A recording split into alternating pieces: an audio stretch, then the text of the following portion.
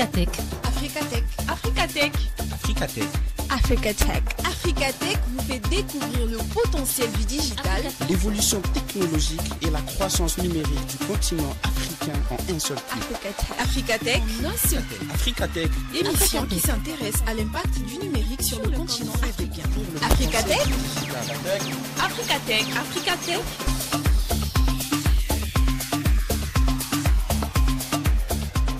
Bien le bonjour à vous, chers auditeurs, et bienvenue sur les ondes d'Ifriqiya FM. Moïse Self avec vous depuis les studios d'Africatech.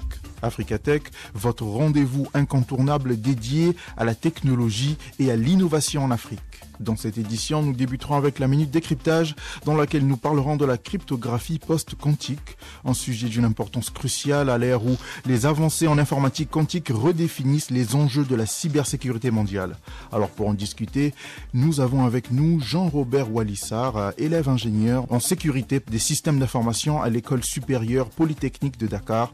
Il nous partagera son éclairage sur ces technologies prometteuses et les défis qu'elles posent. Par la suite, nous aurons le débat virtuel dans lequel nous parlerons du rapatriement du nom de domaine .gn en Guinée, une initiative qui soulève des questions essentielles sur la souveraineté numérique, la gestion des ressources Internet nationales et les opportunités économiques pour le pays.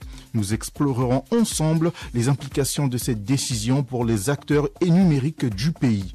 Alors, c'est un sujet qui permet d'enrichir notre compréhension des enjeux technologiques en Afrique. Pour en parler, je serai en compagnie de nos très chers chroniqueurs Alamine Mahamat du Cameroun. Bonjour Alamine. Bonjour Moïse, bonjour chers auditeurs. Mais également Mohamedou Dia, chroniqueur du Sénégal. Bonjour Mohamedou. Bonjour Moïse, bonjour aux auditeurs et auditrices d'Ifriqiya FM. Et pour terminer, un invité d'honneur, on va dire un invité spécial, Saleh Mahamat du Tchad. Bonjour. Bonjour Moïse, bonjour à tout le monde.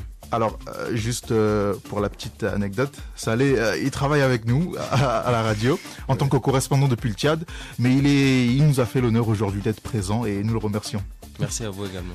Alors, je vous remercie vous d'avoir répondu présent à mon invitation. Et à vous, très chers auditeurs, je vous invite à rester à l'écoute pour une émission riche et pleine de profondeur. Maintenant, place à la minute décryptage. Africatech, la minute décryptage. La minute décryptage. Africatech. Analyse et commentaires sur le digital. Africatech.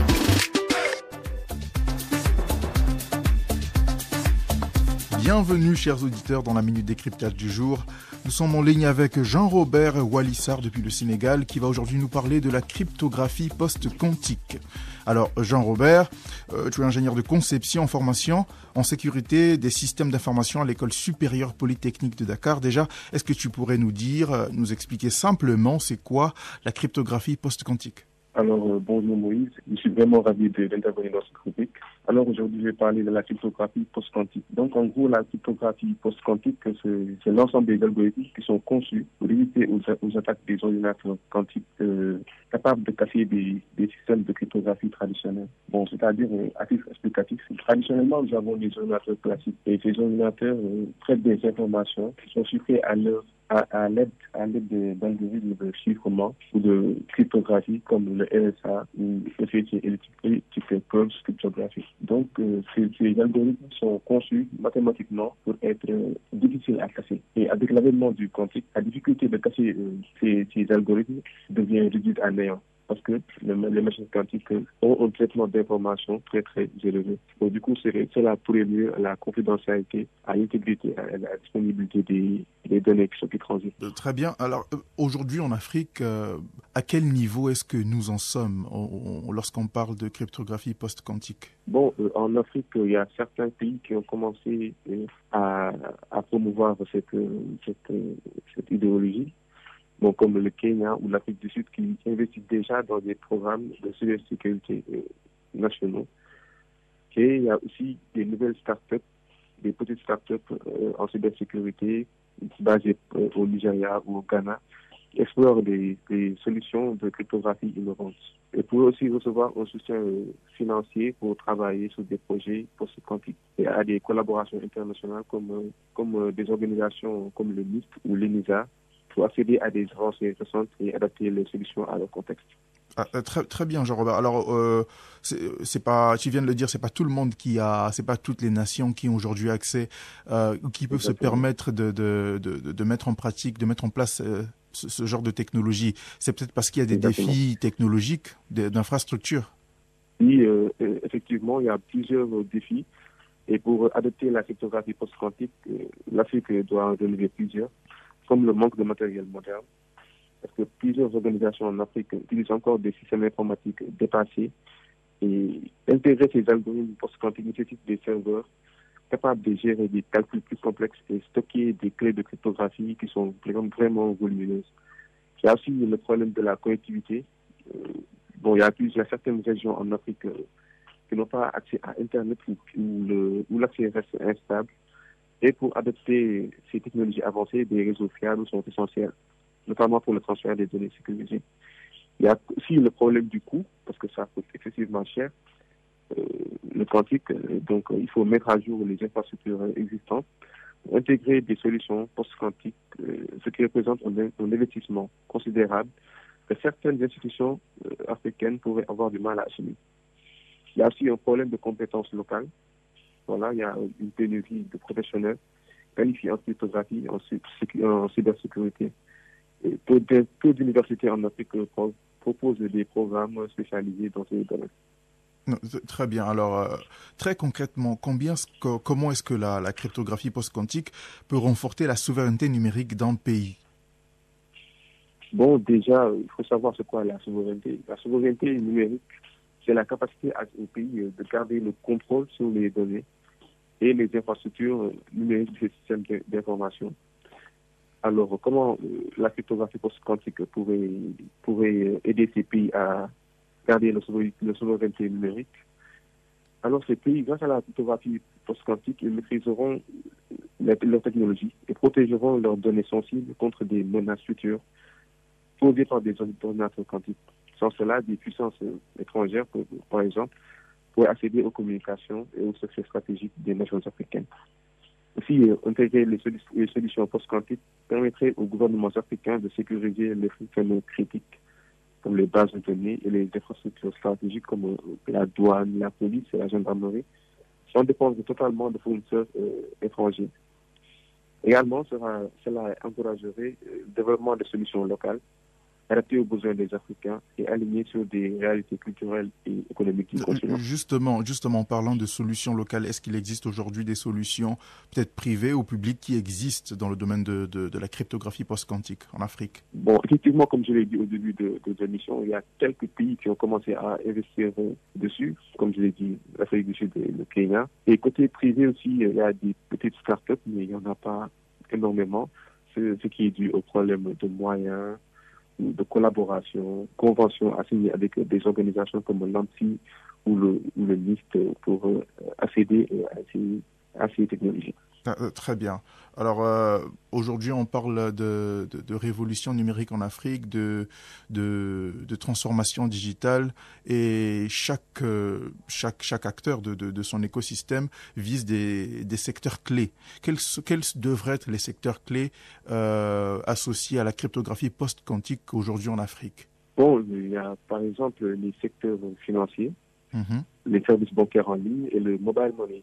Par exemple, Orange Money, qui est un des pays de l'économie africaine, l'associer à la cryptographie post-quantique permettrait de sécuriser ces transactions contre des menaces futures, renforçant la confiance des utilisateurs. Il y a aussi le domaine de la santé. Et on parle beaucoup de digitalisation en Afrique ces temps-ci. Et avec la digitalisation des dossiers médicaux et les recherches scientifiques, il est crucial de protéger ces données sensibles contre des attaques potentielles. Il y a aussi le domaine de la gouvernance et des élections. Cela permettrait de promouvoir l'e-gouvernance ou l'élection par le numérique, les élections par le numérique, les opérations électorales qui sont numériquement ou digitalement. Et ces systèmes bénéficieraient grandement de sécurité accrue pour préserver la transparence et l'intégrité des processus démocratiques. Il y a aussi le domaine de l'énergie et les infrastructures critiques, comme je l'ai dit tantôt. Il y a les réseaux électriques intelligents et les systèmes de transport qui sont connectés. De nos jours en Afrique, ça commence à prendre de l'émergence et ils sont vulnérables aux cyberattaques. Les solutions post-quantiques les aideraient beaucoup à garantir un bon fonctionnement face à des menaces sophistiquées. Alors, les solutions post-quantiques ne viendront certainement pas toutes seules. Il faut un investissement, il faut de la recherche et du développement. Comment est-ce que les universités, les centres de recherche africains peuvent contribuer à l'innovation dans ce domaine-là aujourd'hui? Alors, il faut d'abord former les experts de demain. Les universités doivent intégrer des programmes spécialisés en cryptographie, cybersécurité, technologie quantique. Cela formerait une main-d'œuvre qualifiée et locale pour relever les défis futurs. Il faut aussi créer des centres d'excellence, des centres de recherche qui pourraient collaborer avec des partenaires internationaux pour développer des solutions cryptographiques adaptées aux besoins locaux. Aussi, l'État et les gouvernements devraient encourager l'innovation locale. Les universités pourraient organiser des hackathons, des conférences ou des projets collaboratifs pour stimuler la créativité des étudiants et des jeunes chercheurs. Les partenariats entre universités, startups et le gouvernement pourraient accélérer le développement des technologies appliquées. Très bien, merci beaucoup Jean-Robert. Peut-être un dernier mot pour la fin avant qu'on puisse se dire au revoir. Bon, en dernier mot, je pourrais dire que le talent existe, le talent est en Afrique. Et il y a des jeunes étudiants, des jeunes chercheurs qui sont là, comme moi, par exemple, qui cherchent des opportunités, qui cherchent à ce qu'on leur ouvre la porte. Parce qu'il y a la compétence, il y a la formation dans certaines universités, comme par exemple l'École supérieure polytechnique d'où je viens. Et franchement, il faudrait vraiment mettre la lumière sur ces jeunes et leur permettre de s'affermir afin de promouvoir les technologies en Afrique et la sécurité des technologies aussi. Très bien, alors en tout cas l'appel est lancé. J'espère que des bonnes nouvelles commenceront à tomber d'ici là. Mais une fois de plus, merci beaucoup Jean-Robert d'avoir répondu présent à mon invitation. Ce sera tout pour la Minute Décryptage, chers auditeurs. On se dit à tout de suite pour le débat virtuel. Le débat virtuel. Le débat virtuel. Un regard sur l'avenir du continent africain. Un regard sur l'avenir du continent africain. Africa Tech.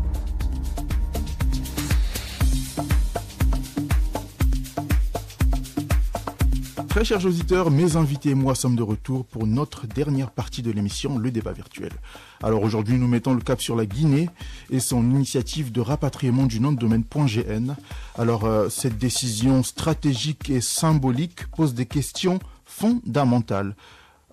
Les questions parmi lesquelles on peut se poser, quel avantage ce rapatriement pourrait offrir à la Guinée en termes de souveraineté numérique et de développement local? Alors, pour en discuter, comme je l'ai dit tout à l'heure, je serai avec Alamine, avec Mohamed Oudia et avec Saleh. La première question pour vous, quels sont les avantages stratégiques du rapatriement de la gestion de domaine peut offrir au pays? Mohamedou, tu veux commencer? Pour commencer, moi je trouve que c'est une très belle initiative, étant donné que le domaine GN a été géré par les États-Unis d'Amérique. Et bon, les progrès qui ont été initiés par l'ancien président destitué qui est Alpha Condé, et maintenant, le truc a été poursuivi et à un moment donné, maintenant, ils ont la possibilité de gérer ça eux-mêmes. Donc, ils n'auront plus une dépendance envers les États-Unis d'Amérique. Donc, ça va permettre plutôt à connaître les notions, à assurer la sécurité nationale. Ça va permettre d'assurer la sécurité nationale, puisque si on ne contrôle pas son domaine, donc si une autre association ou une autre organisation internationale contrôle ça, là ça peut créer beaucoup de choses. On ne pourra pas filtrer la manière dont on veut gérer son pays. Donc ça, c'est un avantage. Il y a également la réduction de la dépendance technologique. Là aussi, c'est un autre point. Donc en récupérant ce domaine, Guinée assurera également sa technologie. Il ne sera plus dépendant des États-Unis d'Amérique. Donc, il faut en sorte que tout ce qui se passera en Guinée, ça va être géré. Ils sauront quand même comment aborder, entamer, si par exemple c'est géré par une firme internationale. Donc ça, c'est un aspect. Ils peuvent également avoir le contrôle de la cybersécurité, savoir également gérer cela, puisque si on connaît les réalités d'un territoire, on saura quand même comment faire face à ces réalités. Mais si par exemple une organisation étrangère gère cela, ils ne connaissent pas les réalités du territoire, donc ça va être difficile vraiment d'essayer de canaliser certains points. Alamine? Pour ma part, moi je dirais le principal avantage, c'est vrai que Mohamed l'a souligné de façon vague, mais je dirais la protection des données sensibles. Je dirais la protection des données sensibles parce que le contrôle direct du domaine GN va permettre à la Guinée de mettre en place des mesures de sécurité adaptées aux spécificités locales pour protéger leurs données. Il y a également le développement d'une identité numérique nationale très forte parce qu'avec le domaine .gn, ça va contribuer à renforcer l'identité numérique de la Guinée à l'échelle internationale. Et un domaine de premier niveau national va favoriser la visibilité des entreprises, des institutions et des acteurs guinéens sur Internet.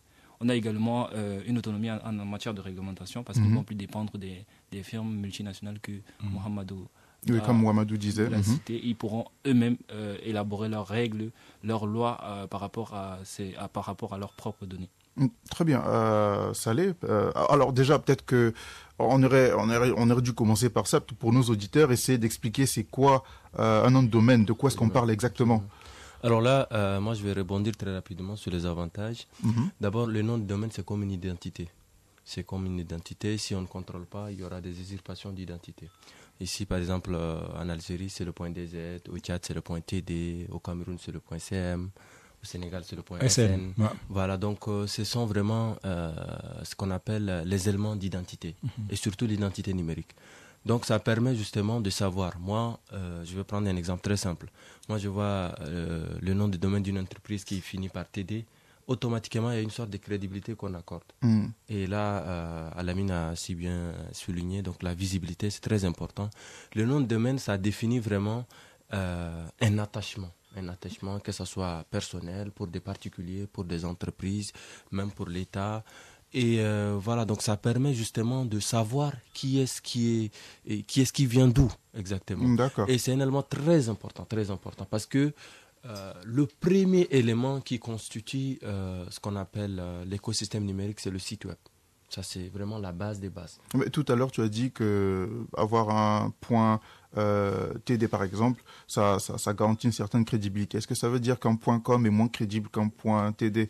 Non, pas absolument, mais une identité vraiment attachée à une structure. Ces structures sont les pays, par exemple. Oui. Donc, moi, je vois, par exemple, un point .com, je vais automatiquement... Un point .com qui offre ses services au Tchad, est-ce qu'il est moins crédible qu'un point TD qui offre des services au Tchad? Non, je parle de crédibilité vis-à-vis des utilisateurs. Très bien. Par exemple, le point TD est accrédité uniquement par l'État tchadien.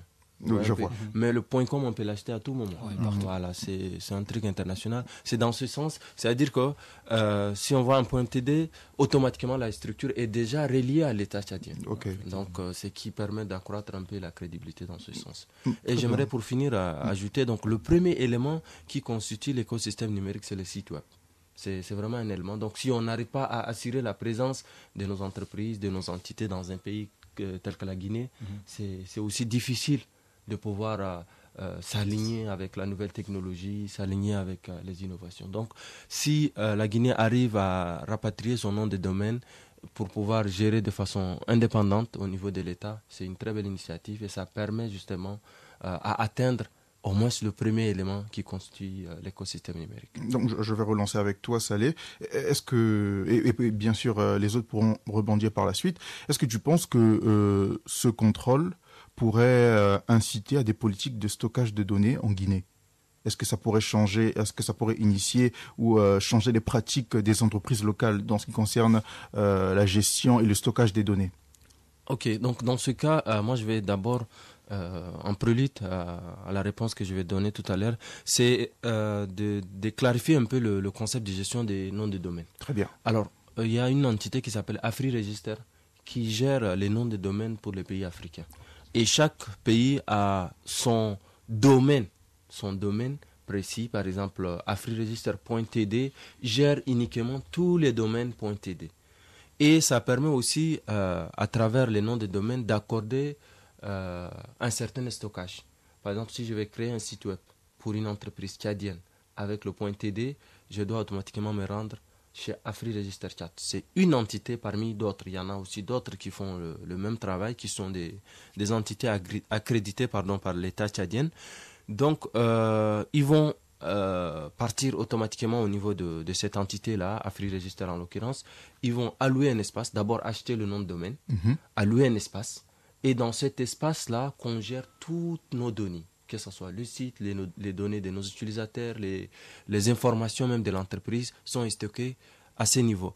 Maintenant, l'objectif d'avoir un nom de domaine, c'est d'avoir ces données-là centralisées au Tchad. Aucune autre entité externe n'a le droit d'avoir accès à ces données. Oui. Répondre à votre question revient à dire que ces points-là, si on arrive à englober, si la Guinée arrive à avoir cette même mise sur la donnée, justement, la confidentialité, tout ce qui est stockage de données, tout ce qui est autonomie en termes de données est assuré. Très bien. Alamine, pour rebondir sur les propos de Saleh, alors la question, c'est de savoir si cette initiative pourrait inciter à une politique de gestion et de stockage des données au niveau national. Bon, moi je dirais, je vais légèrement rejoindre Saleh parce que avec le contrôle et la même mise sur nos propres données, ça va vraiment permettre aux usagers déjà de savoir que leurs données sont entre de bonnes mains et que c'est pas tout le monde qui peut les avoir déjà. Et également, ça va aussi susciter un peu plus d'engouement à vouloir créer de nouveau, sans avoir peur, quoi. Alors, Alamine l'a affleuré. Moi, je vais parler du domaine, par exemple, de l'usurpation, par exemple, d'identité numérique. Si, par exemple, il parviendrait vraiment à avoir le contrôle sur ça, il n'y aura pas cette usurpation d'identité. Donc, il n'y aura pas de piratage, il n'y aura pas de copie, sans vraiment s'approprier d'un site quelconque ou d'un nom de domaine quelconque, sans autant que peut-être qu'il y aurait un système de détectage qui va permettre de faire en sorte de stopper ça. Donc, il y aura quand même une canalisation de ces données numériques et chaque utilisateur serait en sécurité par rapport à ça. Par rapport à la gestion de ces données, oui, Saleh ? Oui, j'aimerais rebondir. Il y a un élément que j'avais oublié tout à l'heure, c'est l'inclusion numérique. Alors, l'inclusion numérique, ça permet en fait de définir les noms des domaines et leur utilisation. Par exemple, si je tape un nom de domaine quelconque, si je vois beaucoup de TD, ça veut dire que les points TD sont mieux référencés. Imaginez aucune entreprise n'utilise le point GN en Guinée. Ça veut dire que sur la toile, on ne va jamais voir un nom de domaine .gn. Oui. Donc, la Guinée n'est pas présente. N'est pas présente sur la toile. C'est un élément très important. Très bien. Très bien. Merci beaucoup, Saleh. Tout à l'heure, Mohamedou a parlé de sécurité, plus précisément de cybersécurité. Est-ce que tu pourrais nous dire en quoi est-ce que la gestion locale du domaine national.gn contribue à l'amélioration de la cybersécurité et dans quel contexte dans quel contexte précisément? Alors, l'utilisation des noms des domaines .td, .gn, en tout cas locaux, ça permet de mettre une couche sur toute la sécurité. Alors, je vais prendre un exemple très simple. Pour pirater, par exemple, un site web, il faut un accès au moins, plus ou moins, direct ou indirect, dans le serveur. Oui. Si on a un serveur ouvert à l'international, donc il n'y a aucune couche de sécurité, à part les règles de sécurité, bien sûr, qui sont utilisées dans tous les domaines. Si on entre encore et qu'on trouve encore une autre couche, donc ça permet justement de renforcer la sécurité. Donc il y a un niveau international et un niveau national. Voilà. Et ce niveau national, je vais rappeler encore très rapidement le processus d'acquisition des noms de domaines nationaux. Moi, je suis le responsable d'une cellule digitale qui s'appelle Manar Radio-Télévision, qui est une chaîne tchadienne. Très bien. Au début, nous avons commencé bien avant avec un nom de domaine.com. Et automatiquement, à mon arrivée, on a voulu changer ce concept-là, d'avoir un nom de domaine .td. Pourquoi ? Parce que d'abord, on assure ce qu'on appelle l'inclusion numérique. C'est-à-dire une chaîne de radio et télé fait beaucoup de publications, beaucoup de contenu sur Internet. Et si on a un .td qui assure tout ça, c'est-à-dire cette masse de données, ça permet de référencer le chat sur la toile. Sur Internet. Donc l'inclusion numérique est assurée. Maintenant, deuxièmement, la procédure d'acquisition, c'est très simple. Donc, il faut se rapprocher d'une entité, en l'occurrence AfriRegister dans pratiquement tous les pays. Il y en a aussi d'autres entités qui le font. Il faut se rapprocher avec une entité légalisée. On ne peut pas se permettre, on revient à l'usurpation d'identité. Oui. Toute entreprise ne pourra pas se permettre d'aller. Il faut vraiment les documents, il faut une démarche, une validation avant qu'on ait. Donc tout ça ajoute vraiment une couche supplémentaire pour assurer la sécurité informatique. Très bien. Alamine? Bon, moi je dirais, ça va un peu rejoindre Sané parce que déjà ça va permettre contre la cybersécurité de contrôler un renforcement contrôlé des enregistrements parce que le gouvernement aura la possibilité de contrôler strictement vraiment l'enregistrement des noms de domaines. Comme Salih l'a dit, tu ne peux pas venir avec dès que tu as accès au serveur, tu peux pirater un truc. Du coup, quand tu vas venir avec ton nom malveillant ou ton nom bizarre, au niveau du contrôle, on ne peut pas l'accepter parce qu'il y a déjà quelque chose qui est déjà en rapport à cela. Ça va permettre vraiment de contrôler tout cela de façon minutieuse. Il y a aussi la mise en place d'un protocole de sécurité adapté parce qu'il va mettre en œuvre des protocoles de sécurité robustes et adaptés aux besoins spécifiques du pays. Par exemple, on a l'adoption des mesures telles que le DNSSEC, Domain Name System Security Extension, qui peut être facilité dans la sécurité et les résolutions des noms des domaines protégés contre les attaques de chip cache. Ça, lui, il peut nous expliquer ça mieux que moi. Je vais rebondir très rapidement, si vous me permettez. Oui, Salih. Il y a un élément qu'il faut souligner, c'est que l'État a la même mise, contrairement au nom des domaines internationaux, a la même mise. C'est-à-dire qu'on peut très rapidement, si vous faites quelque chose qui ne plaît pas à l'État, de bannir automatiquement le nom de domaine. Donc l'État contrôle. C'est un peu comme une liste un peu comme une liste de personnes, littéralement. Voilà, l'État peut contrôler qui rentre, qui sort, qu'est-ce qui est autorisé sur son domaine Internet. Exactement. Très bien. Alamine, tu voulais continuer? Bon, je peux ajouter 2-3 trucs. On a également la réponse rapide aux incidents de sécurité, avec ce que vous venez de dire, parce que dès que l'État voit quelque chose qui ne marche pas, on le bannit directement. Il y a également la protection des données sensibles. Ça aussi, ça relève du protocole de l'État qui gère les données sensibles. Les fake news et tout ça ne pourront pas passer grâce à ce contrôle minutieux par l'État. Mohamedou. Pratiquement, ils ont tout dit. Moi, je vais juste essayer de résumer ou d'agglomérer un peu par rapport. Si, par exemple, il dit que, par exemple, si l'État, c'est l'État qui contrôle tout, donc ils auront la possibilité de bloquer certaines choses. Donc là, je vais parler de surveillance proactive. Donc, s'il y a une surveillance proactive, donc automatiquement, s'il y a des frameworks malveillants, ils pourront quand même mettre la main sur ça. Et aussi, il y aura également la réduction des vulnérabilités. Donc, ça veut dire que s'ils ont une surveillance proactive, voilà, la vulnérabilité, vraiment, elle est réduite bon, si c'est à l'échelle de 10, elle est réduite quand même à l'échelle de 9 ou 8. Donc, ce qui va permettre quand même une sécurité, un pays plutôt également politiquement et technologiquement, informatiquement stable. Très bien. Alors, qu'en est-il du développement socio-économique ? Parce que je pense que c'est un axe qui est non négligeable. On parle d'un rapatriement, on parle du rapatriement, du domaine national. Quel est l'impact socio-économique? Saleh, est-ce que tu peux nous en dire quelque chose? Oui, justement, je vais commencer d'abord par l'impact économique. D'accord. Vous savez, pour acheter un nom de domaine, on paye. Oui. On paye d'abord le nom de domaine et après, si on a un hébergement, on paye mensuellement.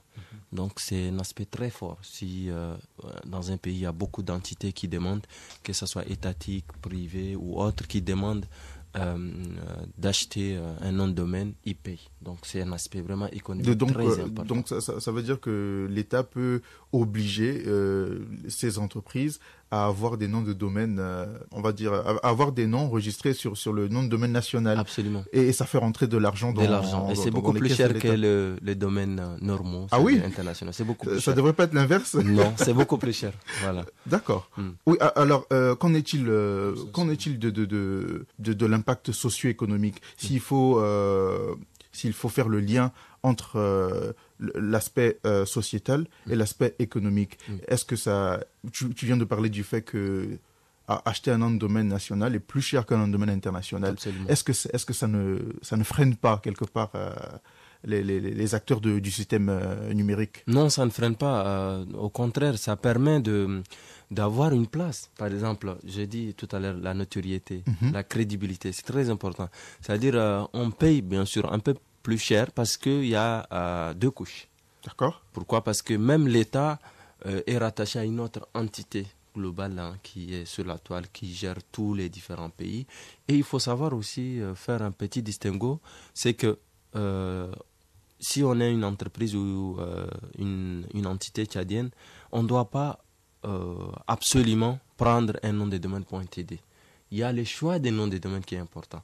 Parfois, si on est dans un domaine commercial, il faut c'est mieux de prendre un .com.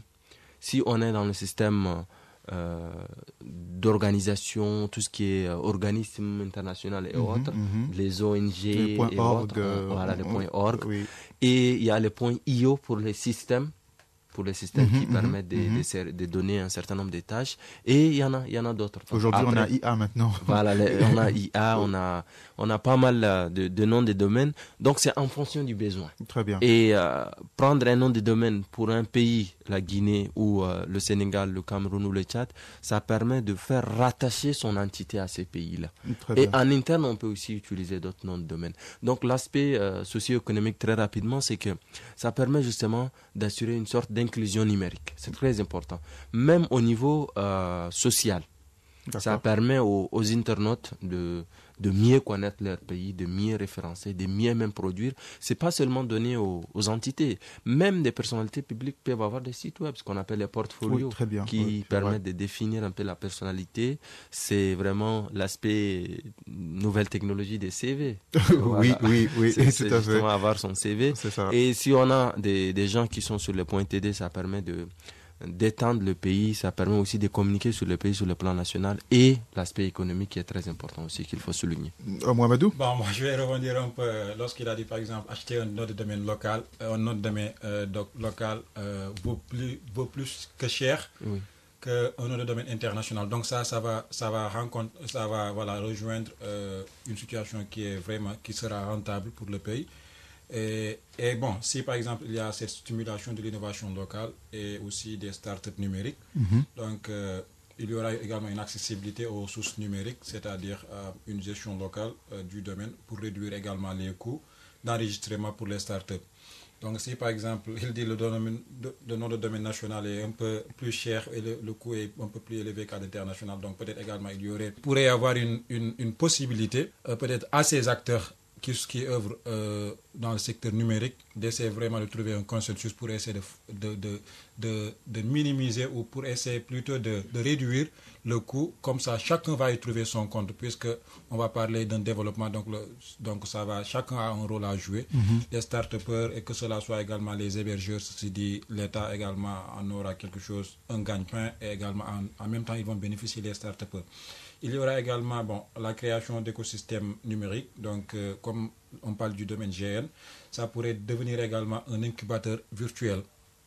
Donc, quand ça devient un incubateur virtuel où les startups technologiques locales également peuvent prospérer grâce à des initiatives nationales qui pourront vraiment viser à promouvoir les entreprises numériques. Donc voilà, c'est des choses qui sont vraiment importantes. Quand on met ça en avant, ça va profiter à tout le monde, que cela soit pour les acteurs.